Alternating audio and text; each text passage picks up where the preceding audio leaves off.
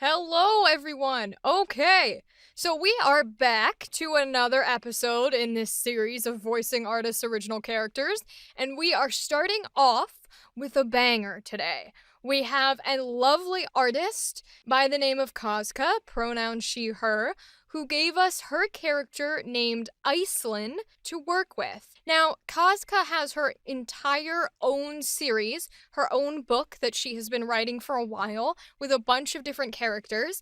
And when I spoke with her, she is incredibly passionate about it, and she gave me not only a monumentous amount of images and drawings to work with here today, but she also gave me a huge amount of backstory and description and incredible personality for Icelyn. And I'm really excited to have the honor to be able to bring life to her today, and I want to do her a lot of justice. So let's get right into it. You're gonna see a bunch of images go through the screen here. They're all beautiful drawings. The one that we're gonna consider probably our main image here is Icelyn in this sort of snow field where there's snow coming down, and she's got her beautiful, stunning blue eyes showing with her hands together. There's also some images of her facing forwards where you can see more of her hair, and she's wearing a sweater. There's an image of her in this big jumper sweater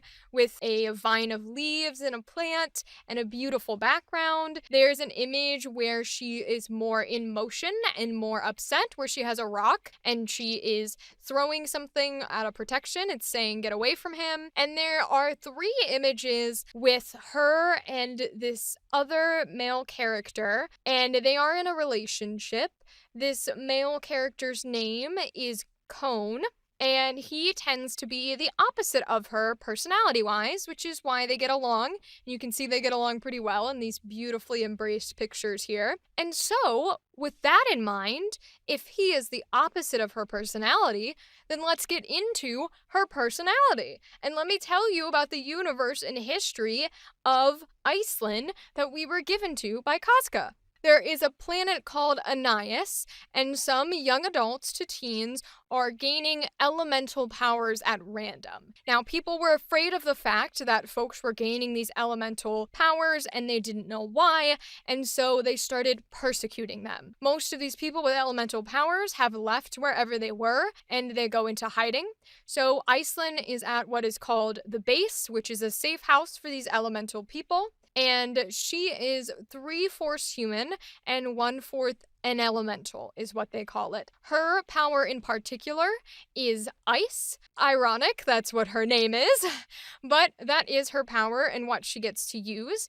And some specific notes from Kazka here. She doesn't really know how to use her powers, and they really only show themselves when she is stressed out, and they often backfire onto her, making herself cold, rather than dealing with all of the ice and the snow and using that against her enemies. She will often ask other people if they're cold to judge whether it's really cold outside or if she's too stressed out and her powers are making her upset and going crazy. Which is a really interesting note because it might give us something to play with when it comes to dialogue. We'll see how that goes. But the voice reference I got, and this is unique because this is the first time that we're really getting a true voice reference to play with these characters. Now, sometimes voice references are helpful. They can be good for something to copy, something to mimic, a base to start from while you develop the character in and of yourself. Sometimes they're more hindrance than they're worth. In this case, I think it's better representative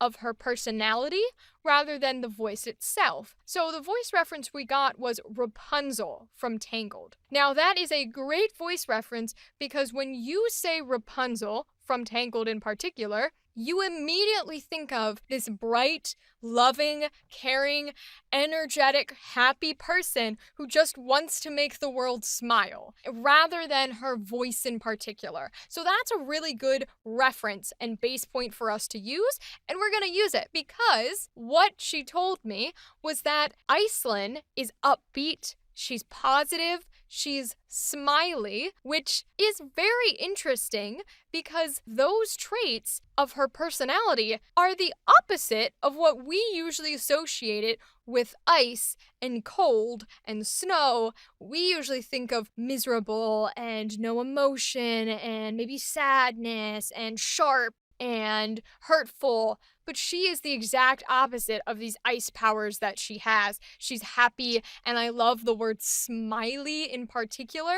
because it is a very good descriptor versus saying excited or cheerful. It's smiley. It's so that when you voice her and she's not upset, you should always have a smile on your face or you're not doing it correctly. She can be calm and she can sometimes be frazzled, and they also described her as the mom friend, which we all have had or have one of those, so I don't need to explain the mom friend. But it's essentially the person of the friend group who acts as a caretaker. They want to make sure that everyone else's needs are met before their own. So what do I get from this wonderful collection of drawings that we have? Well, first and foremost, I, as I said earlier, love the word smiley. Look at all of these images. She has a beautiful smile on her face in so many of them, and it is sort of like a calm smile. It's a calm happiness. It's not a crazy happiness. It's just that she's gaining this cheerfulness and this positivity from the nature around her. She has a glass half full, optimistic look on the world so that there is always at least a soft little smile on her face. And I love that. So that in particular I like. I would also say loving, soft, warm. I like warm because it is the opposite again of her powers. I think both literally and in her personality, she's a very warm person. She's considerate of other people, maybe a little protective, as we do have that image where she seems to be defending what may be Cone, her boyfriend, but she's in some sort of a defensive position. She may be a protector in the ideas that she will fight for other people and make sure that they are safe and that they are welcomed wherever this is. She's also attentive. That's one of the words I want to focus on in particular, because if you notice in most of these images, she seems to be focused on something. It never seems that her eyes are gazing right at you. They never are sort of daydreaming in the air. They're always focused on something out of frame or in frame in the case of the one picture with her and Cone cuddled together. They do seem to be looking at each other there, so she's attentive to him. In the picture with the snow, she looks like she's looking outside of our viewpoint, but focusing on something out there. In the one with the rock, where she's being protective, she's clearly focused on fighting against someone else. In the one with the leaves, she looks like she's looking towards some sort of picture or some sort of being, whatever it is. In the one where they're both facing forwards, they look as if they're talking to each other, but maybe looking out at something in the distance. In the one where she is by herself in the sweater, she's looking up and to the right, which might come across as daydreaming, but even then, she's got the little smile on her face, and she seems that even if she is dreaming of something, she's still attentive to whatever that thought is. She's very zeroed in on whatever that daydream is. One thing I would note about her is that even though she is happy and she's trying to fulfill other people's needs, and she's very positive, I would not call her a daydreamer. I don't think that she is the all over the place, that she is the losing focus type that can sometimes come with happy characters. Especially as we've done a child before, they tend to be happy, but they're sort of jumping from one point to the next. I don't think she's like that. I think her version of positivity comes from that caring side of her, comes from that attentiveness to whatever situation is happening, to whatever person she's in the moment with, to whatever she needs to control, even if it's herself. She's very attentive and trying to make that person or that situation better and positive. She's focused. She's centered. I don't see her as all over the place daydreamer. So I think that's important because we don't want to add that bounciness that a child has. We want more of a calmer, happy positivity. The other thing that I think goes tandem with being attentive and being the mom friend or a caregiver is that generally when you have that type of personality where you are a caregiver, you tend to other people's needs, you want to make sure they're safe and happy and everything's fine, you overlook yourself. You very often, when someone asks if you are okay, will respond with, "Oh, I'm fine, it's nothing, don't worry about me, are you okay?" And I think that's very much the type of person she would be. She's so focused on making everyone else warm and loved and feel appreciated that she can forget that she's allowed to also be upset and to also need help sometimes because she's always the one giving the help. So we'll take that into consideration when we go into some of those other emotions. But let's start with a neutral line here. I know sometimes it can be difficult to look at the world like there's opportunity everywhere. But I really do believe that if we try hard enough and we look out for each other, we'll be just fine. Nice. I think that brings in her positivity. It brings in the trust. It brings in the caringness because she mentions how as long as we're together, as long as we look out for each other, we'll be okay, even if we don't understand it right now. She's very much a baseline, a protection, a stable unit for those characters that need someone to fall back upon and need a support. She's very good support. So let's go into happy.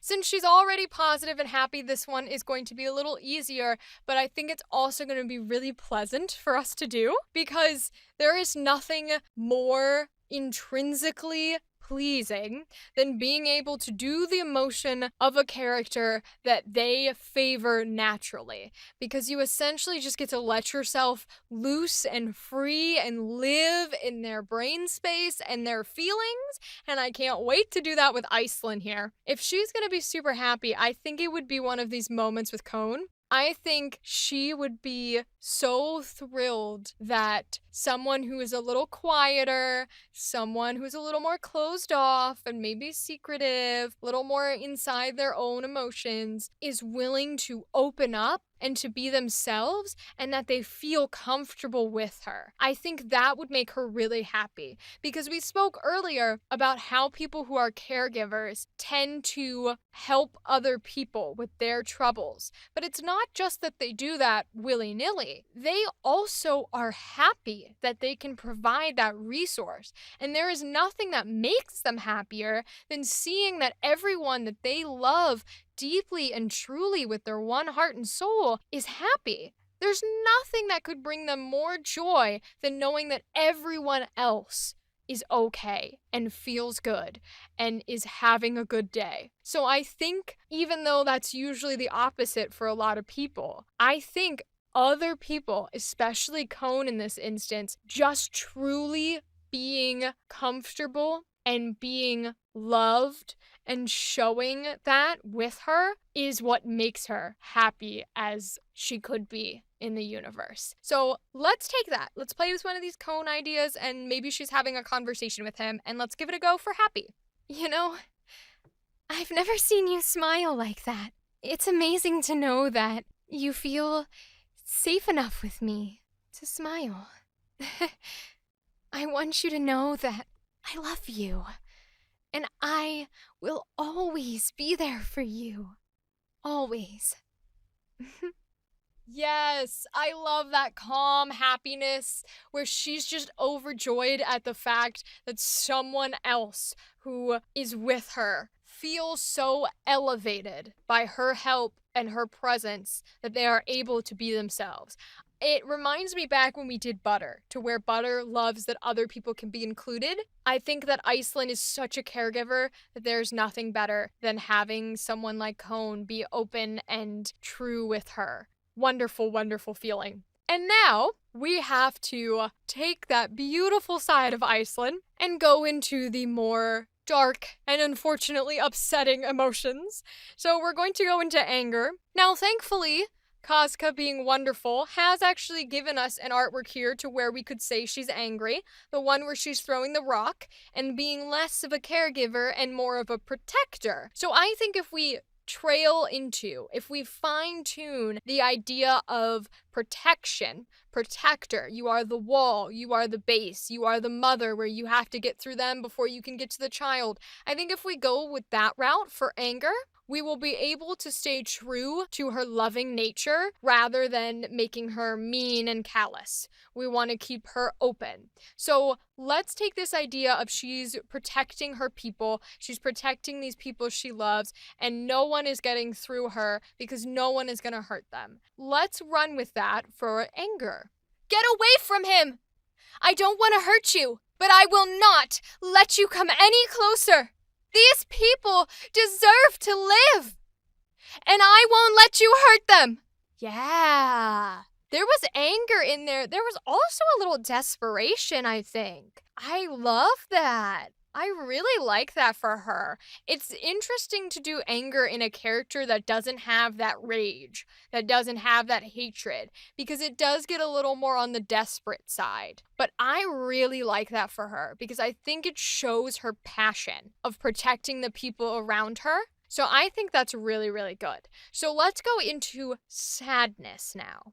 I don't want to make her sad. She's so lovely and just positive about everything. And these drawings, she's smiling. I hate to take that smile off her face. Oh my goodness. So you know what? We're not going to. Oh, we're still going to do sad. Don't get me wrong. But we're not going to take that smile off her face. Because I would argue with happy, with our neutral line, even with our angry, a little bit, where she said these people deserve to live, right? I think you could argue there was a smile for those lines. A little bit in the angry in that center portion, but for the other two especially. So what if we take this adjective that I said earlier I really, really loved, and we keep it for sadness? Because if you think about it, even when you cry a lot of the times, you are smiling. You don't mean to, but you are. That's how we emote. It's how we cry. It's how we experience sadness. And while I don't necessarily want to make her break down in tears and that be the excuse for keeping a smile on her face, I think her sadness may come from someone leaving her. Someone very close to her in this universe, whether they're dying, whether they are simply going to a plane where they can never come back, whatever the case may be, it's some sort of permanent excavation from her. And I think that would be sadness because she's a caregiver, right? So she's going to be sad when other people are facing consequences and she can't do anything to change it, to fix it. But I also think we want to tie in what we said earlier at the very beginning to where caregivers tend not to think or to shove under the rug their own needs. They often tell people they're fine when they're not. They don't want to focus on themselves. They don't like to accept help because they want to give that to other people, and giving it to other people make them happy. So I think we take this sadness and we take the idea that she would be sad if something happens to someone else, and we infuse it with the idea that she does not have her own needs met. So what if this sadness to someone else, this tragedy to someone else happens because they were trying to help her? Because what that will do is tie back into a cycle of her trying to face these emotions of, I knew I shouldn't have let you help me, it's my fault. That's a really tough one for caregivers, is when all you want to do is help, to have something be that you caused the problem can be really, really hurtful. And as much as it sucks to pull from that emotion, from that self-deprecating, hurtful side of sadness, I think it's where she would be at for sadness. Let's take that idea that by accident, or whatever the case may be, she has become the cause of someone else's pain rather than being able to help them. And let's channel that for sadness. Hey, hey, don't leave me. Shh, you're all right, okay? You're all right. Please. Everything's gonna be okay, okay? Everything's gonna be just fine. I know I can help. I know I can. I'm sorry. I didn't mean to. Tell me everything's gonna be okay. Oh, yeah, that one hurts. Caregivers are like the worst ones to have be sad too because they give so much of themselves to other people that to puncture their heart is like heartbreaking as an audience member, even as a performer. Oh. And I wanted to, as we spoke right before we did it, the idea that whatever is happening to this other person is her fault, with the sorry in there, right? But I wanted to include what we said about how every line also is smiley on her face, at least a little bit. The angry had that one line of, like, these people deserve to live. I think this one was when she tries to comfort before she hits that true sadness and realizes that this is her fault and she has to acknowledge it. I think that beginning of everything's gonna be okay has that little sad smile on her face to then she realizes, oh, it's not gonna be okay and I'm the one who did it, right? That is crazy shit that we were able to just pull out of her. And that is something that only comes with these artists' incredible talent, time, and dedication. Not just into drawing these characters with the beautiful artwork they've given us and the subtle facial expressions and movements, but with the backstory and the adjectives and the personality and the history. These artists are so dedicated and so detailed about the work that they create and passionate that we as performers are able to take that and create new life out of it, even when it's distraught and when it's angry. And thank you to Kazka for this wonderful creation, and to all our artists we've had so far in this series, and of course to all my listeners. All right, that is going to be all of it for us today. This has been a lovely episode in the series. Lots of fun playing with this character. Don't forget to like and subscribe and follow the artist as well. And until next time, goodbye!